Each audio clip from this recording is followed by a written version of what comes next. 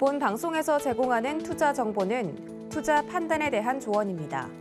방송에서 제공하는 주식의 가치, 가격 상승 및 가격 하락에 대해서는 방송사에서 보장하지 않습니다.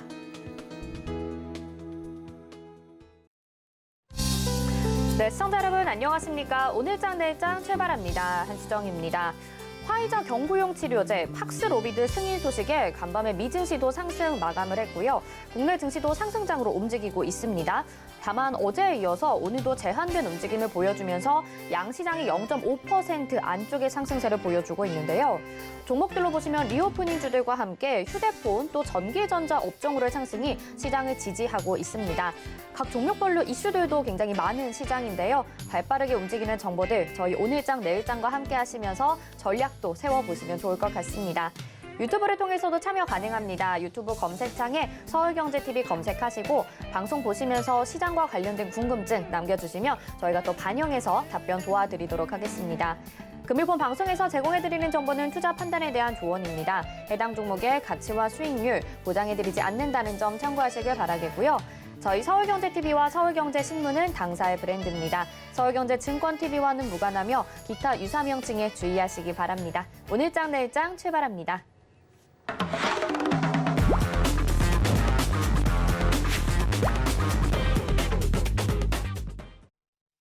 네, 첫 번째 순서는 이 시각 보도본부입니다. 서울경제TV 기자들이 발빠르게 찾아가는 소식들 전해드리는데요. 오늘은 경제산업부의 장민선 기자와 함께합니다. 어서 오세요. 안녕하세요. 네, 그러면 어떤 뉴스들을 준비하셨을까요? 헤드라인 뉴스 먼저 화면으로 만나보시죠.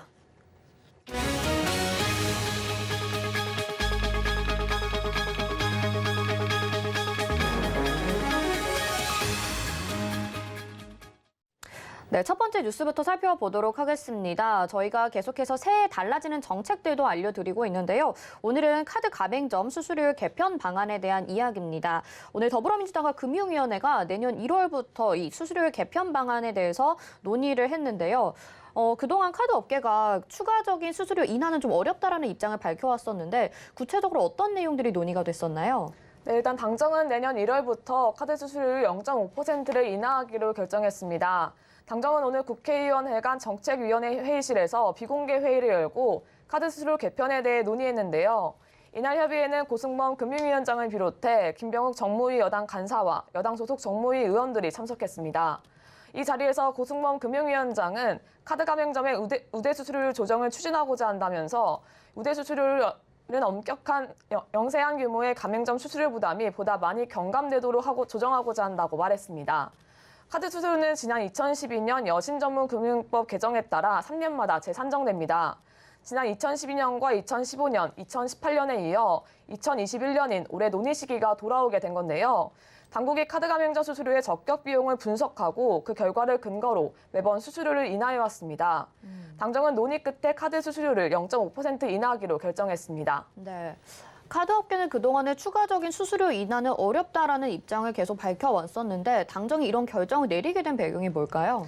네, 일단 당정은 최근 코로나19로 인해 소상공인과 자영업자들의 경제 상황이 어려운 만큼 올해도 수수료율 인하 쪽으로 결론을 내린 것으로 분석되는데요. 올해도 카드업계는 반복된 수수료 인하로 신용결제 부문이 적자임에도 또다시 하향 조정내는 것은 과도하다는 입장을 고수해왔습니다. 앞서 최근에는 카드 수수료가 자율인 빅테크에 견져 형평에 어긋난다는 등의 이유로 동결을 건의했지만 받아들여지지 않은 것으로 전해졌습니다. 현재 카드 가맹점 수수료는 매출 30억 원 이하 우대 가맹점에 대해 매출 규모에 따라 0.8에서 1.6%로 운영되고 있습니다. 매출 30억 원 초과 가맹점에는 평균 1.90, 1.95% 또는 협상에 따른 수수료가 부과됩니다. 한편 지난달 카드업계 노조는 가맹점 수수료 인하안에 반발해 총파업을 결의하기도 했는데요. 우대 가맹점 수수료 0.1%를 인하하면 카드업계 전체 수익 타격이 4천억 원에 이르는 것으로 추정됩니다. 네, 소상공인과 자영업자들의 부담을 좀 덜 수는 있겠지만 지금 또 카드업계는 반발을 하고 있다고 하니까요. 계속 좀 상황을 지켜봐야 될 것 같습니다. 다음은 자동차 업계 소식인데요. 대기업들이 중고차 시장에 진출하겠다라는 의견들을 내세우면서 또 말들이 많았습니다. 이제 정부 결정을 못 기다리겠다면서 내년부터 중고차 시장에 진출하겠다라는 입장을 밝히고 있는데요. 관련 내용 좀 전해주시죠. 네, 앞으로 파장이 예상되는데요. 정만기 한국자동차산업협회 및 한국산업연합포럼 회장은 오늘 제15회 산업발전포럼 행사에서 국내 완성차 업계는 내년 1월부터 사업자 등록과 공간 확보 등 중고차 사업을 위해 필요한 절차를 진행하며 사업을 시작하겠다고 밝혔습니다.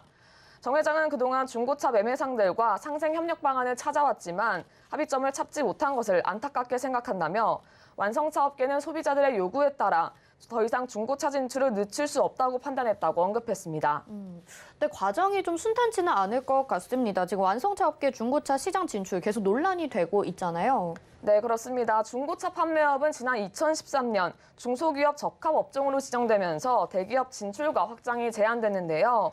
하지만 2019년 2월 보호기간이 종료되면서 문제가 시작됐습니다. 중소기업벤처부가 완성차 업체가 중고차 시장에 들어오면 생계를 위협받을 수밖에 없다는 중고차 매매업자들의 요구를 받아들여 생계형 적합업종으로 지정 검토에 들어가면서 완성차 업체의 중고차 시장 진출이 막혔습니다. 그러나 2019년 11월 동방성장위원회가 중고차 판매업에 중소기업 적합업종 부족화 권고를 내렸습니다. 중소벤처기업부는 매매업자들과 자동차 업계 간 입장차가 크다는 이유로 지금까지 판단을 미뤄왔는데요. 앞서 지난달 완성차 업계와 중고차 매매업계 관계자들은 상생 방안을 마련하기 위해 회의를 했으나 합의점을 찾지 못했습니다. 중기부는 늦어도 내년 초까지는 생계형 적합업종 심의위원회의 안건을 상정해 완성차 업계의 중고차 시장 진출을 허용할지 여부를 결정하겠다는 방침입니다. 정만규 회장도 중소벤처기업부의 생계형 적합업종 심의 결과가 나올 경우 이를 따를 것이라고 밝혔습니다. 네, 이 역시도 또 결론이 어떻게 나올지 좀 더 지켜봐야 될 것 같습니다. 오늘 말씀 여기까지 듣겠습니다. 고맙습니다. 네, 이 시각 보도본부의 장민선 기자와 함께했습니다. 이어서는요, 오늘 시장 들여다봐야겠죠? 이 시각 시황브리핑 김혜연 캐스터가 준비하고 있습니다. 안녕하십니까. 캐스터 김혜연입니다. 아시아 주요국들 오늘 혼조세 보여지고 있습니다. 중국은 경제 성장률을 하향 조정하면서 오늘 하락세 보여지고 있고요. 반면 일본과 국내 증시 같은 경우에는 전일 미증시의 훈풍 이어받으면서 강세 보여지고 있습니다. 전일 미증시에서는 먹는 코로나 치료제가 승인이 되면서 안도감의 상승세 이어나가 주었습니다. 하지만 국내 증시 같은 경우에는 28일까지는 양도세 회피 물량에 대한 수급 부담감이 여전하기 때문에 이 점은 유의하시면 좋을 것 같습니다. 그럼 이 시각 지수 상황부터 살펴보도록 하겠습니다. 코스피 지수가 오늘 장 초반 강한 출발을 했습니다. 오전 중에 소폭 밀려나기도 했는데요. 현재는 다시금 또 올려 세워주는 모습입니다. 0.22% 오른 2,991포인트대에서 거래되고 있습니다. 코스닥 지수 현재 0.31% 강세 보여지고 있습니다. 장중 1,007포인트대까지 올라서기도 했었죠. 현재는 1,003포인트대에서 거래되고 있습니다. 그럼 자세한 시장 이야기는 또 전화 연결해서 들어보도록 하겠습니다. 유한타증권 메가센터 분당점 백인범 과장 연결되어 있습니다. 과장님 안녕하세요. 네, 안녕하십니까? 네, 먼저 객장 상황부터 짚어주시죠. 네, 오늘 외국인과 기관 모두 양시장에서 좀 매수세를 좀 보여주고 있는 모습이고, 특히 기관의 매수세가 오후 들어서까지도 계속 유입되고 있는 점을 좀 특징적으로 보시면 좋을 것 같습니다. 오늘 외국인 같은 경우 코스피 시장에서 삼성전자, 삼성전기, 또 LG 이노텍 등에 대한 매수세가, 또 코스닥 시장에선 LNF, 인탑스, SFA 반도체 등에 대한 매수세가 특징적인 모습이었습니다. 기관은 오늘 코스피 시장에서 삼성전자, 또 LG전자, SK 하이닉스 등으로에 대한 매수세가, 코스닥 시장에선 위메이드, LNF, 심텍 등에 대한 매수세가 특징적인 모습이었다 볼 수 있겠습니다. 네, 시장이 오늘 엄청 강하다라고 보기는 어렵지만 그래도 개별 종목들의 흐름이 편안하다라고 느껴지는 것 같습니다. 삼성전자도 4개월 만에 8만 원 선 터치하기도 했는데요. 오늘은 종가 기준으로 3,000포인트를 돌파할지 여부도 궁금한데 오늘장 한마디 어떻게 보고 계신가요? 네, 오늘장 한마디 IT 업종 강세로 좀 정해봤습니다. 이 오늘 같은 경우 오미크론발 우려 완화에 따른 수요 기대감 좀 유입되면서 장 초반 같은 경우 IT 업종을 비롯해서 이 경기 민감주의 상승세가 좀 지수 반등을 좀 이끌고 있는 모습이었지만 앞서 말씀해 주셨듯 이 대주주 양도 과세에 관한 이제 매물 소화 과정 등이라든가 또 중국 시안 이 봉쇄 등에 따른 우려감도 좀 일부 유입되면서 좀 장중 반등을 좀 제한시키는 모습도 일부 연출이 되고 있다 보시면 좋겠습니다. 그리고 또 IT 업종 개인 대주주 물량에서 조금은 좀 자유로울 수도 있는 점은 연초 대비 주가 수준이 그렇게 좋지 못한 상황이 좀 많이 있습니다. 그렇기 때문에 일부 코스닥 종목이라든가 일부 시총이 좀 중위권 이하의 이런 종목들 같은 경우에는 연초 대비 올랐던 이런 차익 실현에 대한 부담감, 또 대주주 양도 가득세에 대한 이런 매물 소화 과정이 좀 상대적으로 있을 수밖에 없는 상황이고, 그 대안으로 IT 업종이 이런 수급적인 부담감에서 조금 일부 벗어난 모습 등도 다시 한번 좀 상승 요인의 배경으로 좀 보시면 좋을 것 같다 말씀을 드리겠고요. 일단 오늘 뭐 그래도 시장 내에서 그래도 우리나라 시장에서 IT 업종이 올라가면 시장이 좀 편안하다라고 느껴질 수밖에 없을 겁니다. 우선 IT 업종 이번 주 발표된 미국 마이크론의 분기 매출과 이익 가이던스가 이 시장 컨센서스를 상회하면서 향후에도 이제 우리 국내 반도체 업종의 이런 실적 상향이 예상보다 빨라질 가능성이 있다라는 점이 좀 유입되면서 이 반도체 업종의 반등을 좀 이끌고 있는 모습이다라고 보시면 좋을 것 같고요. 또 거기에 이제 내년 2분기 중에는 이 IT 공급망이 정상화될 것으로 기대가 되고 있다라는 점, 또 인텔이라든가 AMD가 이제 신규 서버 플랫폼 출시 등이 내년도에 좀 확인이 된다면 이 메모리 가격 반등도 좀 기대가 된다라는 점 등도 더불어 좀 주목을 받고 있다 보시면 좋겠습니다. 오늘 뭐 IT 관련주들 가운데 이제 상대적으로 SK 하이닉스향 이 밸류체인 관련주의 강세가 눈에 띄고 있는 모습이다 보시면 좋겠는데요. 올해 같은 경우에는 이 삼성전자의 캐펙스 비중이 높았던 시기다라고 했을 땐 내년도에는 이 SK 하이닉스의 캐펙스 비중이 증가하는 이런 사이클의 위치에 있다라는 점에서 이 SK 하이닉스를 좀 고객사로 두고 있는, 또 그리고 SK 하이닉스와 좀 밀접한 관련이 있는 이 밸류체인 관련주들의 강세가 폭넓게 좀 나타나고 있는 모습이다 보시면 좋겠습니다. 뭐 이러한 요인 등의 오늘 주성 엔지니어링, 뭐 하나 마이크론, 유진테크, 뭐 심텍, 코리아 서큐트 등의 강세가 눈에 띄는 모습이다 보시면 좋을 것 같고요.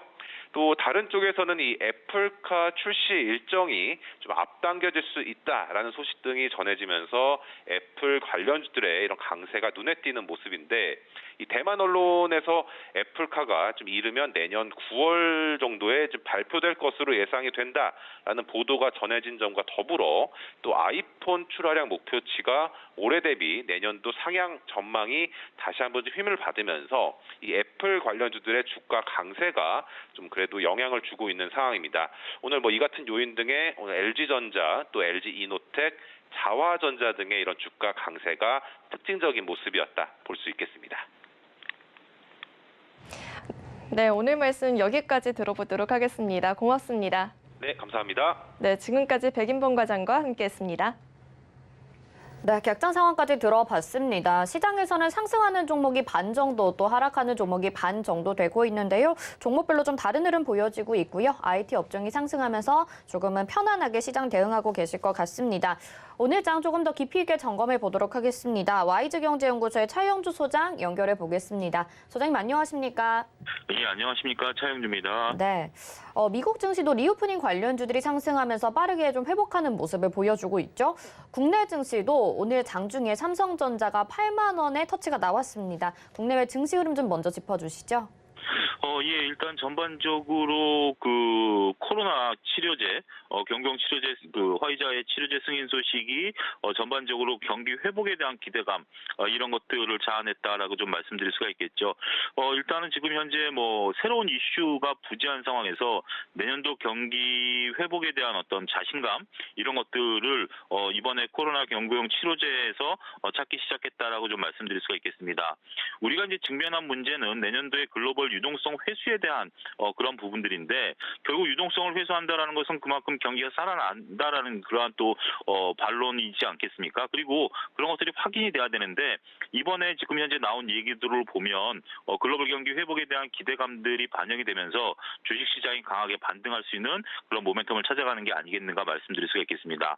여러분들이 잘 아셔야 되는 것은 내년도 긴축은, 그러니까 유동성 회수는 분명 증시에 있어서는 악재입니다만, 그것을 뛰어넘을 수 있을 정도로 경기 회복에 대한 기대감이라든지 이런 것들이 실적으로 나타나 준다라면 주식시장은 내년도에도 계속해서 강세를 이어갈 가능성이 높다, 이렇게 설명을 드릴 수가 있겠습니다.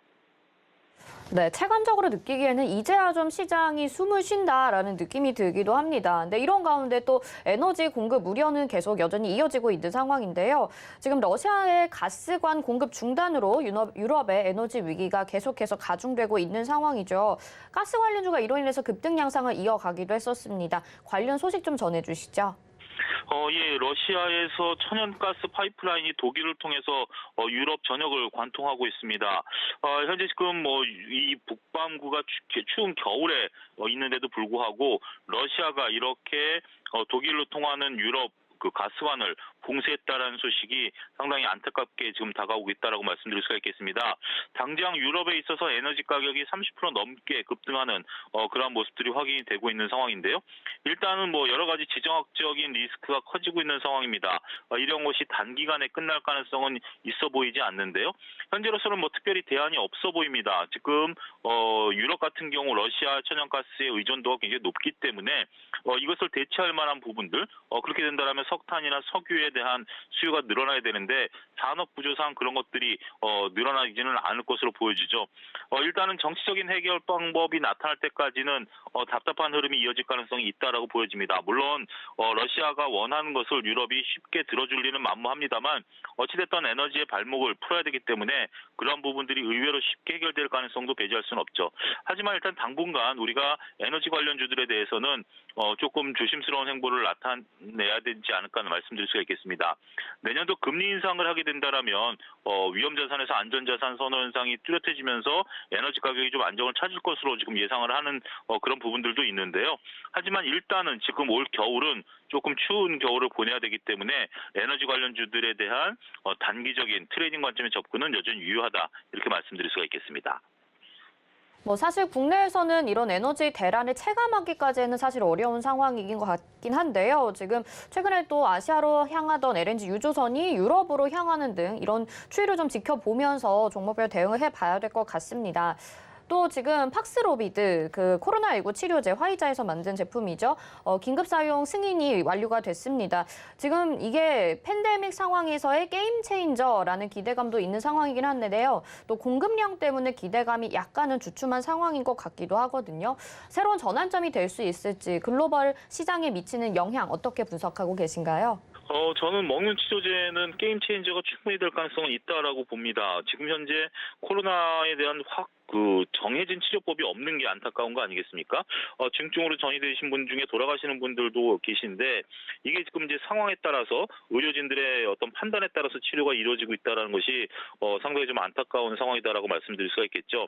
하지만 먹는 치료제, 더군다나 이제 주사제가 아닌 경구용 치료제가 나타난다라는 것은 분명히 우리가 이제 코로나와 같이 살아가야 되는 상황 속에서 굉장히 코로나를 그렇게 무섭지 않게 생각할 수 있는 그러한 모멘텀이 될 것이다라고 좀 말씀드릴 수가 있겠죠. 물론 지금 당장은 공급량이 부족한 것은 어쩔 수 없는 상황이겠죠.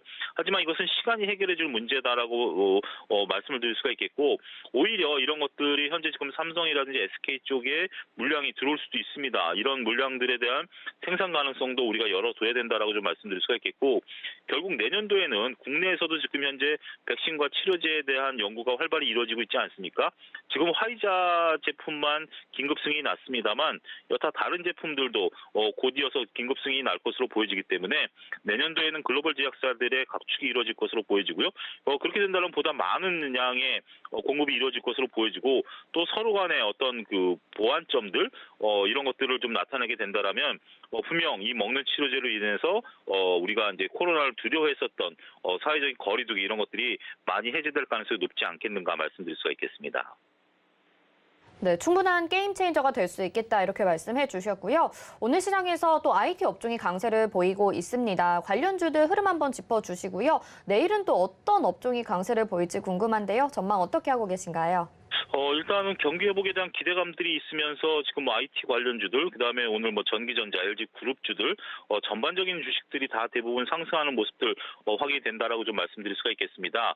여기에 철강과 화학까지 이 경기 회복에 대한 기대감들이 있으면서 전반적인 상승 흐름들이 이어지고 있다라고 말씀드릴 수가 있겠죠.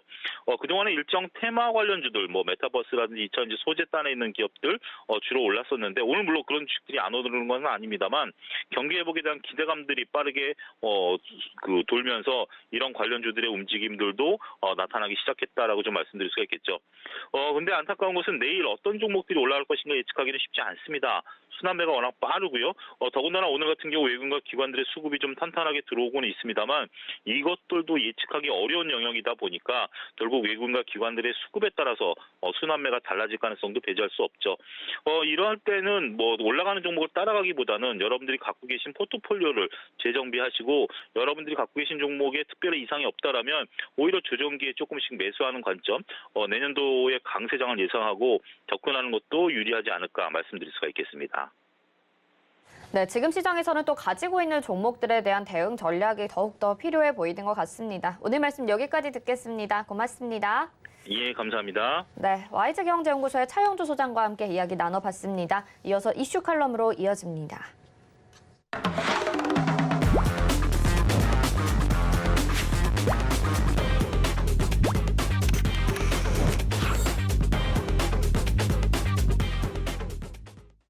네, 시장 핵심 이슈 짚어보는 이슈 칼럼 시간입니다. 오늘은 미중산업경제연구소의 조용찬 소장과 함께합니다. 소장님 안녕하십니까? 예, 안녕하십니까? 네, FOMC 회의 결과 그 점도표에 따르면요, 내년에 세 차례의 금리 인상이 있을 예정인 것 같습니다. 첫 금리 인상이 언제 실시가 될지, 또 그렇게 된다면 주식시장이 하락세로 돌아가진 않을지 걱정하시는 분들 많으실 것 같은데요. 소장님 어떻게 보시나요? 네, 12월 FOMC에서는 내년 3월에 양적 완화를 종료하기로 했고요. 또 경제 예측 기관들은 대부분 첫 번째 금리 인상은 6월경에 실시되지 않을까 보여집니다. 아무래도 점도표대로에 따르는 추세대로 본다면 아무래도 세 차례 금리 인상은 불가피할 것으로 보고 있는데요. 미국에서는 정책 금리 인상은 경기 확장 국면 후반에 단행이 됐던 것은 사실입니다. 그렇다고 금리 인상 시점에 미국 경기가 수축 국면으로 바로 돌아선다든지 주식시장도 하락 추세로 바뀌지는 않는다는 것도 과거 사례에서 증명이 됐는데요. 미국의 GDP 성장률은 내년도에는 4%, 그리고 내후년에는 2.7%로 여전히 높은 성장을 이어갈 것으로 보여집니다.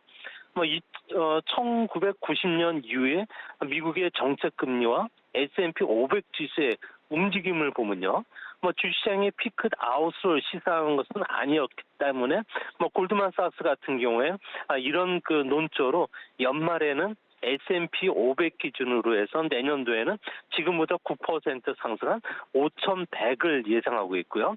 반면에 모건 스탠리 같은 경우에는 지난 2년은 계속 목표 수치가 틀려왔는데요. 여기에서는 6% 하락한 4,400선을 예측했기 때문에 아무래도 모건 스탠리보다는 골드만삭스가 현재 더 많이 맞추지 않을까 보여집니다. 네, 그렇게 크게 시장이 하락세로 돌아가진 않을 것이다라고 전망을 하시는 것 같은데요. 투자 리스크가 크지 않을 거다라고 느끼시는 이유는 뭐라고 보시나요?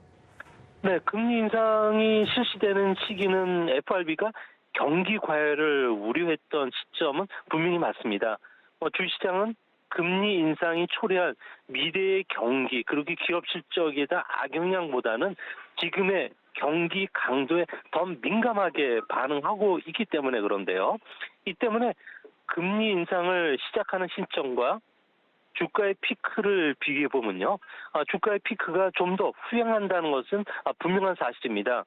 그림에서 보시는 것처럼 첫 번째 금리 인상과 S&P 500 지수의 움직임을 보면요, 금리 인상이 실시된 직후에 오히려 주시장은 불확실성 해소로 주가가 상승 속도가 좀 더 빨라졌다는 것은 분명히 지금 뚜렷하게 나타나고 있습니다.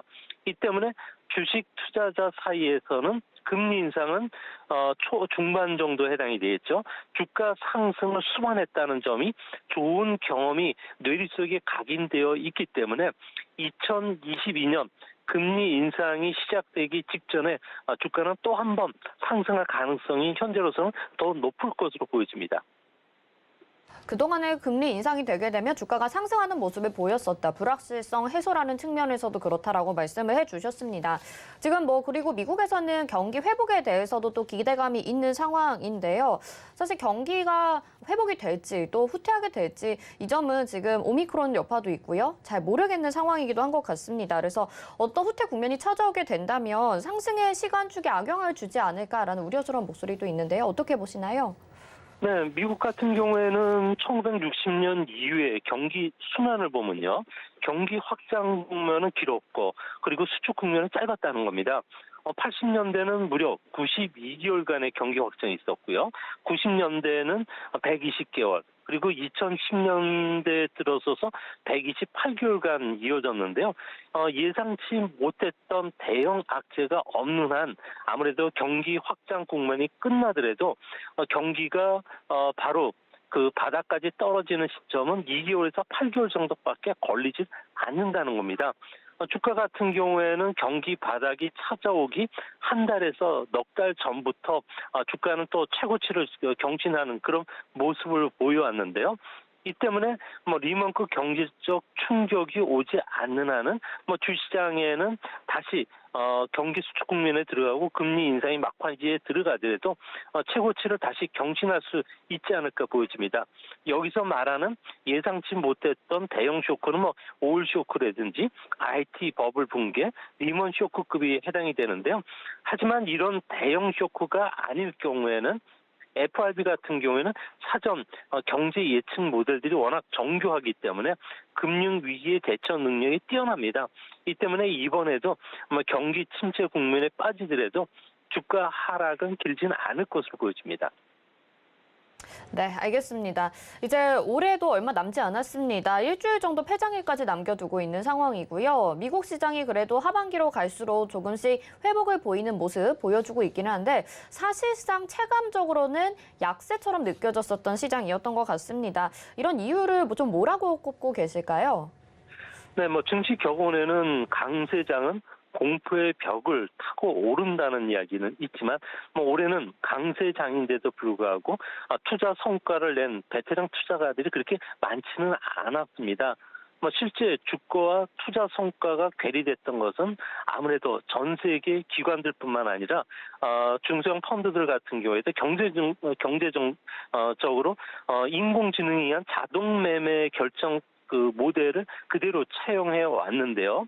이 때문에 델타나 오미크론 그리고 의료 시스템 붕괴 또 인플레이션 압력 그리고 FRB 내 매파 목소리가 높아진다면 아무래도 이런 검색어들을 검색을 해가지고 바로 AI가 투자 리스크를 줄여왔기 때문에 그렇습니다. 2021년 주식 투자와 관련해서는 AI가 본격적으로 도입이 됐는데요. 앞으로도 이런 AI 매매 시스템이 확대될 가능성이 큽니다. 결국 리스크에 민감한 투자가들 같은 경우에는 투자 수익을 내기가 상당히 어려운 구조에 들어갈 것으로 보여지고요. 투자 격언에 덤비는 물고기가 낚인다는 이야기가 있습니다. 올해 큰 투자 수익을 냈던 투자가들 같은 경우에는 과감한 변화에 대응하는 도전 정신을 갖고 있는 사람들이 많았는데요. 경제 지표나 패권 전쟁 그리고 공포 지수보다는 창업 숫자나 생산성, 설비 투자, 혁신 쪽에 많은 비중을 두고 왔던 장기 투자가들이 오히려 수익을 냈기 때문에 내년에도 이런 흐름이 계속 진행이 되지 않을까 보여집니다. 네, 투자 격언도 많이 말씀을 해주셨습니다. 올해 이제 투자 성향들을 보면은 코로나19 신규 감염자가 증가를 했음에도 불구하고 어떤 재정 지출 확대에 힘입어서 성장주 위주의 강세가 이어졌었던 것 같아요. 그러면 내년에도 올해와 같은 흐름이 이어질 걸로 보시는 건지 궁금한데요. 어떻게 보십니까? 네, 올해는 아무래도 성장주가 주도를 했고요. 아무래도 연초에는 여행이나 외식, 엔터주를 비롯해서 밸류에이션 주들이 잠깐 반짝은 했습니다. 하지만 내년에는 변이 코로나라든지 인플레이션에 대한 리스크는 있겠지만 공급 부족이 계속이 될 정도로 강한 수요가 뒷받침이 되고 있고요. 개인들은 높은 저축률을 기반으로 해서 비싼 제품들을 계속 구매하고 있기 때문에 앞으로도 그 성장은 계속 진행이 될 것으로 보여집니다. 완벽한 인플레이션은 경제나 기업에게 골디락스와 같은 아주 바람직한 환경을 조성해 주는데요. 인플레이션 기에 주식 시장은 좀 더 많은 이익을 내기 때문에 성장주 위주의 장이 계속 진행이 되지 않을까 보여집니다. 이같이 보는 근거는 미국의 GDP에서 차지하는 정보통신기기의 설비 투자 비율이 지금 상당히 높아지고 있고요. 인플레이션 환경 하에서 인터넷 기업들 같은 경우에는 가격 지배력이 오히려 더 강화된다는 겁니다. 미국 경제는 앞으로 인터넷 서비스라든지 관련 하드웨어에 대한 투자가 미국 성장을 견인할 것으로 보여지고요. 우리나라도 이와 같을 것으로 보여집니다. 이 때문에 앞으로 탄소 중립 환경에서 전기 자동차, 자율주행 자동차와 관련된 인공지능 소프트웨어 기술 같은 경우에는 미국이 계속 세계를 석권하고 우리가 이와 관련해서 강력한 반도체를 공급해주기 때문에 미국이나 우리 증시 같은 경우에는 아무래도 주가 조정 시에 매수하는 전략도 바람직하지 않나 이렇게 보여집니다. 네, 이번에는 중국 이야기를 좀 해봐야 될 것 같습니다. 중국이 지준율 인하에 이어서 이번에는 최우대 대출금리 1년물을 0.05% 인하를 했습니다. 금리 인하를 오히려 중국 쪽에서는 하고 있는 상황이고요. 글로벌 시장과는 좀 다른 행보를 보여주고 있는 상황인데요. 중국이 돈을 풀어야 되는 이유는 어디에 있을까요? 네, 중국 같은 경우에는 우량 기업 전용 대출 금리를 0.05%포인트 낮췄는데요. 미국과 달리 중국 같은 경우에는 오히려 금리를 낮춰야 되는 상황으로 빠지고 있습니다. 아무래도 중소기업의 차입 부담이 있고요. 또 고용 회복에 도움을 주기 위해서인데요. 제가 보기에는 이번에 금리 인상폭이 작년 4월에 보다도 상당히 좀 소폭이었고 이 때문에 경기 침체를 막을 정도의 경제적 효과는 없는 것으로 보여집니다. 그런데도 중국이 0.05% 금리를 낮추는 것은 아무래도 시장의 불안감을 잠재우기 위한 어나운스먼트 효과죠. 밴드웨건 효과라든지 언더럭 효과와 같은 의미인데요. 정부가 정책 금리를 낮춤으로 해서 기업들로 하여금 투자를 좀 더 한다든지 또 소비를 더 자극시키기 위한 이런 공포 효과를 나타내는 건데 이런 쪽에 비중을 더 둔 것은 아닌가 이렇게 보여집니다. 네, 알겠습니다. 오늘 말씀 여기까지 듣겠습니다. 고맙습니다. 예, 감사합니다. 네, 지금까지 미중산업경제연구소의 조용찬 소장과 함께 이야기 나눠봤습니다. 이어서 내일의 붐으로 이어집니다.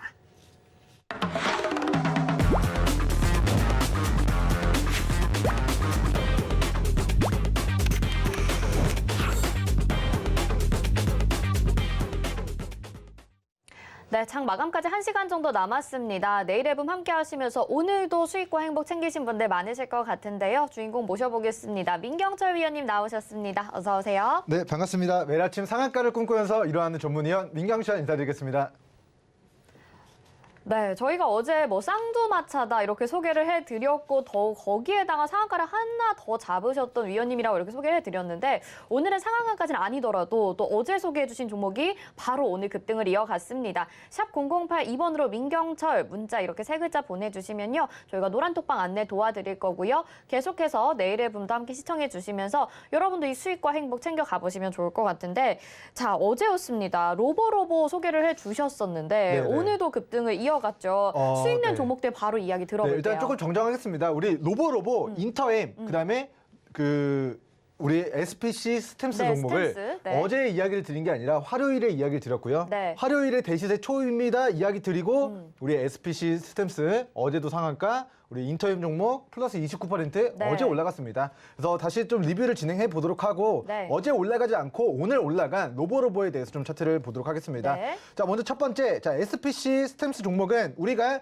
대시세 초입에서 공략을 했었는데 우리가 화요일에 이 종목이 직전의 고가를 뚫어내는 거리대금 동반하면서 다시 한번 슈팅자리 만들었다라고 평가를 했고요. 네. 그 다음 날이었던 어제 상한가를 기록했고 오늘 장중에 플러스 18%까지 올라오면서 우리가 공략한 종가 베팅 가격 대비해서 80% 이상의 상승 파동을 2주 만에 노려봤습니다.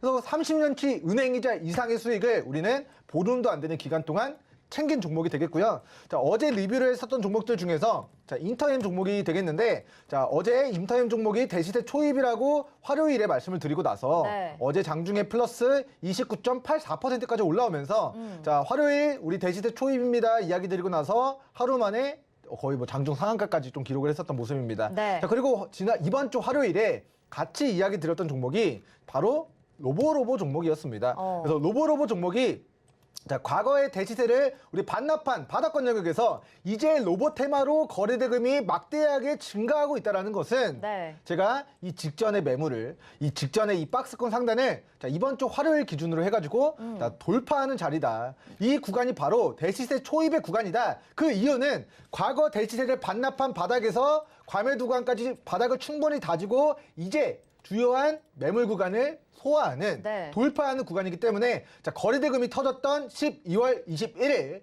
자, 그동안 보지 못했던 거래대금이 터진 날 이거를 제가 대시세 초입이라고 이야기를 드렸습니다. 네. 그래서 어제 우리가 보니까 주가 플러스 6% 올라갔습니다. 장중에. 네. 하지만 종가는 자, 마이너스 0.45%로 거의 본전권으로 마무리가 됐거든요. 하지만 이틀 지난 화요일에서 이틀 밤을 딱 잤는데 네. 48시간 지난 오늘 어떻게 됐냐면 자, 플러스 장중에 25.85%까지 자, 화요일에 분명히 이거 대시세 초입입니다 라고 이야기 드리고 나서 불과 하루 이틀 만에 우리 로보로보 종목이 장중에 5.85%의 네. 행운이 터져버렸다. 좀 이야기를 남겨드리도록 하겠고 일단은 뭐 노랑톡에서도 우리 로보로보 종목 갑자기 튀어오를 때 뭐 박수 치신 이모티콘 막 보내시는 네. 좋아하시는 분들이 계셨습니다. 그 분들은 아마도 화요일에 잘 공략해서 수익이 나지 않으셨을까 하는 추정을 해보도록 하겠고 수익 축하드린다라는 말씀 남겨드리도록 하겠습니다. 네, 맞습니다. 화요일이었네요. 로보로보를 소개해 주셨던 게. 그래서 여러분들이 정말 방송 보시면서도 추가적으로 수익을 낸 종목들 지금 소개를 해드렸으니까요. 함께 하시면서 이런 종목들 상한가뿐만이 아니라 급등이 나타나는 종목들 거의 상한가까지 기록한 종목들도 있으니까 함께 하시면서 수익 챙겨가시면 좋을 것 같고 다른 종목들도 수익을 챙겨갔더라고요. 어떤 종목 보면 좋을까요? 일단 우리가 어제 종가 배팅 진행한 종목에 대한 리뷰를 진행해 네. 드리도록 하겠습니다. 일단 노랑톡에서는 아침에 5분 만에 수익을 챙겼다 하고 이미 종목을 오픈해드린 종목이에요. 일단은 본 종목은 카프로라는 종목이었고요. 자, 이 종목이 5,400원짜리가 3,500원까지 폭락하고 이중바닥을 다지고 그리고 나서 거래대금 바닥에서 터진 이날 저희가 바로 어제 종가 배팅 진행했고 네. 오늘 장중에 플러스 6.86%까지 올라오면서 우리 매수가 대비 5분 만에 6%의 2년치 은행이자의 좀 상승 시세를 좀 노려보게 됐었던 것 같습니다. 지금 차트가 잠시 렉 걸렸는데 제가 어제 차트를 보시면요. 네. 자, 어제 거래대금 터지면서 매기가 유입됐는데 그 시세를 반납한 분봉상의 바닥에서 종가 배팅 진행했고요. 종가 배팅 진행하고 나서 오늘 아침 딱 9시 딱 4분, 5분 딱 개장하고 5분 만에 매수가 대비 몇 프로? 6%의 상승 파동을 누려보면서 네. 수익권 마무리가 됐습니다. 자, 그런데 이 종목이 자, 어떻게 보면은 대시세 초입 구간에 좀 위치해 있는 상황이기 때문에 지금 너무나도 지금 단기간에 또 수익이 많이 나오고 있어가지고 일단 자랑스러운 종목이긴 한데 우리 카프로 종목이 어제 공략해가지고 네. 9시 04분, 9시 05분 불과 4분, 5분인데 네. 목요일을 행복하게 만들었죠. 그렇네요. 아침부터. 어떻게 보면은 우리 목요일 시장이 굉장히 또 아침부터 수익을 챙기기 좀 쉽지 않은 장세였음에도 불구하고 네. 오늘 많은 좀 종목들이 급등락을 보였음에도 불구하고 카프로는 아침에 그냥 기분 좋게 수익을 먼저 챙기고 갔다. 그렇게 챙길 수 있었던 이유는 대시세 초입이었기 때문이다라는 좀 이야기를 드리도록 하겠습니다. 네. 자, 일단은 지금 제가 이제 이런 이야기도 드리고 싶습니다. 지금 연말에 네. 이제 CJ 대한통운에서 네. 지금 물류 관련된 물류 대란? 또 대란에 대한 네. 이슈가 또 있습니다. 그래서 저희가 11월 달이었던 것 같아요. 11월 초에 요소수발 물류 대란 관련주로 해가지고 저희가 KC, TC 종목을 맞아요. 좀 공략을 했었는데 네. 사실 그 종목이 공략하고 요소수를 빠르게 도입하면서 맞아요. 좀 주가가 좀 주저앉았습니다. 네. 근데 그 주저앉은 구간에서 기업의 청산 가치나 기업의 실적이나 이런 것들을 저희가 전방위적으로 고려를 해봤을 때 지금 KC, TC의 그런 6,300원 밑으로의 조정은 오히려 신규 매수, 추가 매수의 기회다라고 판단해서 비중 5%를 2차 매수까지 진행하는 걸 권고드렸던 종목이고요. 오늘 장중에 8%, 9%까지 좀 상승 흐름이 나타나고 있는 모습이라서 자, 이 종목에 대한 AS 좀 빠르게 진행을 해보도록 하겠습니다. 네. 자, 먼저 뭐 차트 잠깐 보고 가도록 할 텐데 네, 차트 지금 네, 나올까요? 잠시만요. 자, 지금 우리 잠시 지금 우리 네, KCTC 약간, 보니까 네. 근데 오늘 장 초에는 그렇게 급등이 이어지지가 않다가 한 네. 1시경부터 갑자기 올라오더라고요. 그래서 네네네. 한 6,640원 정도에 지금 거래가 되고 있고 고가가 6,810원입니다. 그러면 AS 바로 들어볼게요. 네, 바로 가겠습니다. 네. 일단은 본 종목이 과거에 쿠팡 관련주로 상한가를 몇 번 갔을까요? 몇 번 갔죠? 3번 갔습니다. 오. 자, 쿠팡 관련주로 1번, 2번, 3번 상한가를 간 과거력이 있는데 첫 번째 폭등했습니다. 근데 과거에 반복적으로 이 9,000원, 11,000원 구간까지 폭등했었는데 그 시세를 반납한 자, 바닥에서 이중 바닥을 다지고 그리고 이제 막 직전에 이 박스 상단 주요한 매물 구간을 자, 오늘 돌파하는 자, 바닥에서 거래대금이 다시 유입되기 시작하는 그런 모습들이 나타나고 있습니다.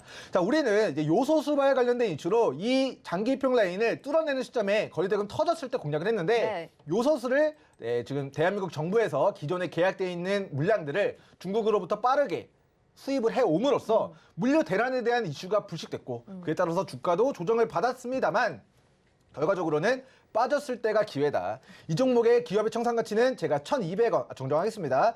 7,200원, 7,300원이 이 기업의 청산 가치라고 말씀을 드렸기 때문에 네. 청산 가치를 하회하는 조정 구간은 곧 저가 매수 기회라고 판단해가지고 네. 우리 2차 매수까지 진행했고요. 자, 기존 우리 물량 보유하고 계신 우리 시청자 여러분들은 새롭게 만들어진 평단가 1차 목표 그리고 거기서 7,300원까지 1차 목표를 진행하시고 자 7,300원을 다시 한번 물류 대란에 대한 이슈로 거래대금 동반하면서 뚫어낸다면 네. 큰 그림에서는 바로 지금의 구간이 대시세 초입으로 접어들 수도 있는 그런 바닥권에 위치해 있는 종목이다라는 좀 이야기 드리도록 하겠고요. 자, KCTC가 지금 20년 동안 매출이 꾸준히 좋아지고 있습니다. 계속해서 영업이익을 내고 있는 기업이고요. 자, 작년 기준으로 해가지고 4,800억, 4,900억 정도의 매출이 나왔다고 한다면 자, 올해 1분기, 2분기, 3분기를 더하면 지금의 매출이 4,800억, 4,700억입니다.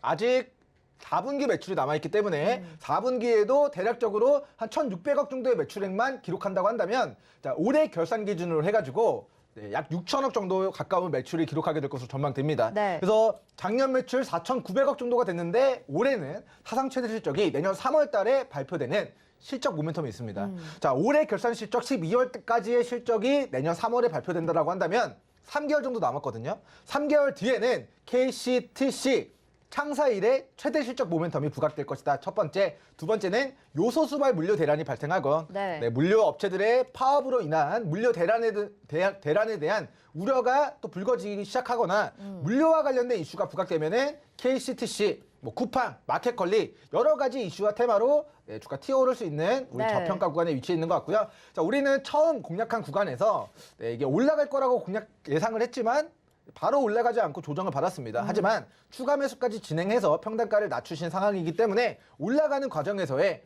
기 보유자분들은 더욱 더 큰 수익과 행복을 철저하게 분할 매도 진행하시면서 대응하시면 좋을 것 같다라는 이야기 남겨드리도록 하겠고요. 네. 정확한 가격 도달했을 때 매도 사이밍까지 좀 정확하게 받고 싶다 하시는 분들은 하단 노랑톡 입장해 주시면 좋을 것 같습니다. 네, 요소수발 물류 대란으로 KCTC 8% 수익이고요. 로보로보 25% 그리고 카프로가 6%까지 오늘 목요일만 해도 정말 수익률 같이 누르신 분들은요. 기쁨과 행복 챙기셨으리라 생각이 듭니다. 아직까지도 함께하지 않고 계시다면요. 샵 0082번으로 민경철 이렇게 세 글자 문자 보내주세요. 저희가 노란톡방 안내 도와드릴 테니까요. 종목 이름도 중요하지만 무엇보다 매수 타이밍 중요하다는 거 가격 전략 잘 챙겨가 보시면 좋을 것 같습니다. 자, 그러면 내일 해볼 후보군 종목들도 알아봐야겠죠. 오늘 어떤 종목들을 가지고 나오셨을까요? 일단 오늘 6개 종목을 준비했습니다. 오. 사실은 3개 종목을 준비했는데 네. 준비해놓고 오후장에 네. 또 좋은 종목이 생긴 걸 제가 어떡합니까? 그래서 네. 우리 시청자 여러분들에게 세 종목을 추가해서 3+3으로 오늘 준비했고요. 아낌없이 주시네요. 그래서 네. 오늘 종목들 함께 좀 살펴보고 가도록 하겠습니다. 자, 오늘 이제 첫 번째 종목은 아이즈 비전이라는 종목이 되겠고요. 자, 과거에 거래대금을 동반하면서 주가 5,900원까지 거의 6,000원까지 시세 분출한 과거력이 있는 종목입니다. 자, 그런데 주식은 어디서 사야 된다고 말씀드렸죠? 자, 어제 맞아. 강의에서도 말씀을 드렸다시피 과거의 대지세를 반납한 과매도 구간, 네.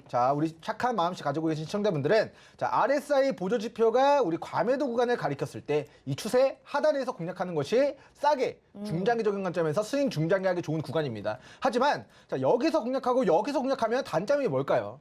거래대금이 없기 때문에 시간이 어디까지 걸릴지 모릅니다. 네. 근데 오늘의 거래량은 이 박스권, 이 기간 조정을 마치 마무리하고 여기를 뚫어내면서 내가 날아갈 거라는 그런 의지를 저는 이제 표명했다라고 좀 의미 부여를 하도록 하고요. 그동안 보지 못했던 거래대금을 수반하면서 직전에 이 매물 저항 라인을 오늘 장중에 소화하는 모습이 나타났기 때문에 이 종목이 4,700원 그리고 4,500원 이 직전의 저항 라인들 과거에 저항받고 지금도 여기서 또 저항받고 앞으로도 여기서 저항받는 게 정상인데 이 저항 라인을 거래대금을 동반하면서 뚫어낸다라는 것의 의미는 우리가 큰 그림에서 보시면은 다시 가격 조정, 기간 조정, 다시 한번 이 슈팅 구간으로 접어드는 그 시작점. 대시세 초입으로 우리가 좀 판단할 수 있을 것이다라는 관점에서 저는 아이즈비전 오늘자 기준 대시세 초입의 구간을 좀 도전하고 있다, 만들어내고 있다라고 평가하도록 하겠습니다. 네. 두 번째 오늘 슈팅 자리 만든 종목들은 인터플렉스라는 과거 이제 아이폰 부품주로 부각이 된 과거력이 있습니다. 2018년도 미중 무역 전쟁이 터지기 전에 중국에서 아이폰에 대한 인기가 고공행진 기록했습니다. 정말 이제 아이폰 팬이 정말 글로벌을 휩쓸 시절. 네. 중국인들도 화웨이폰이 아니라 네. 아이폰을 좋아하던 시절에 주가가 인터플렉스 7만 원까지 올라갔었던 과거력이 있고요.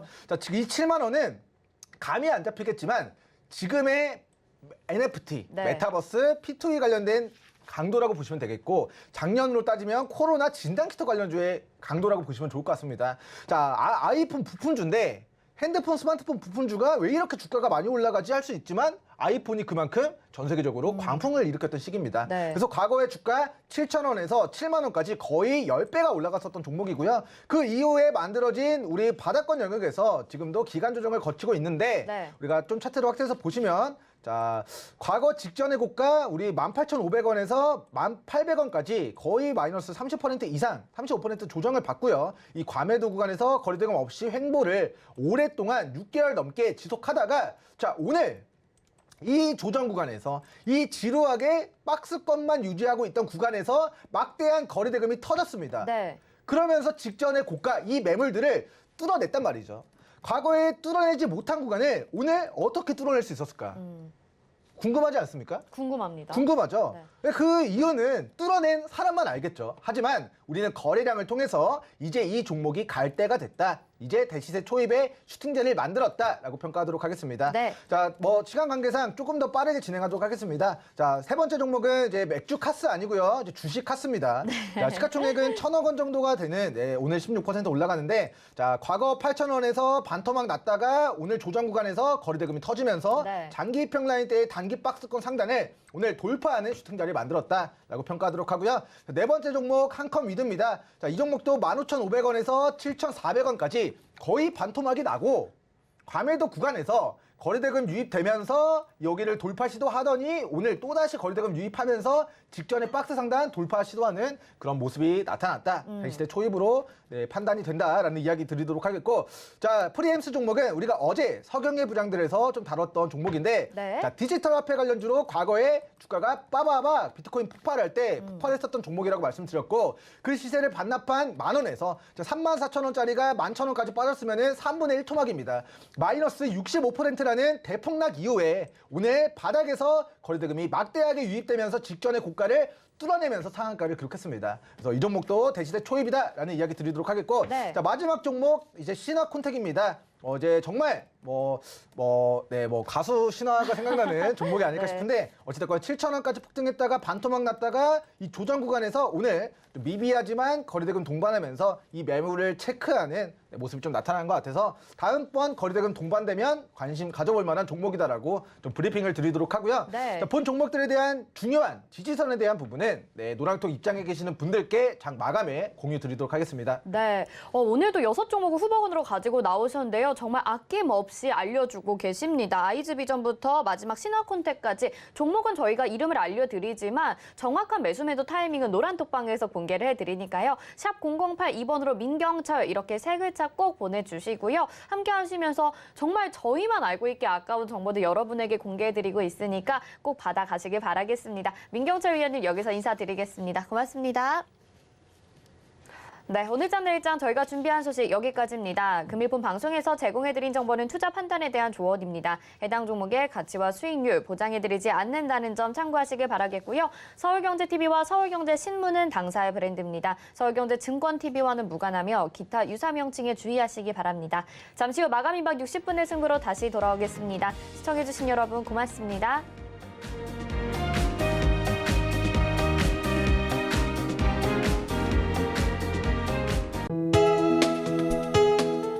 본 방송에서 제공하는 투자 정보는 투자 판단에 대한 조언입니다. 방송에서 제공하는 주식의 가치, 가격 상승 및 가격 하락에 대해서는 방송사에서 보장하지 않습니다.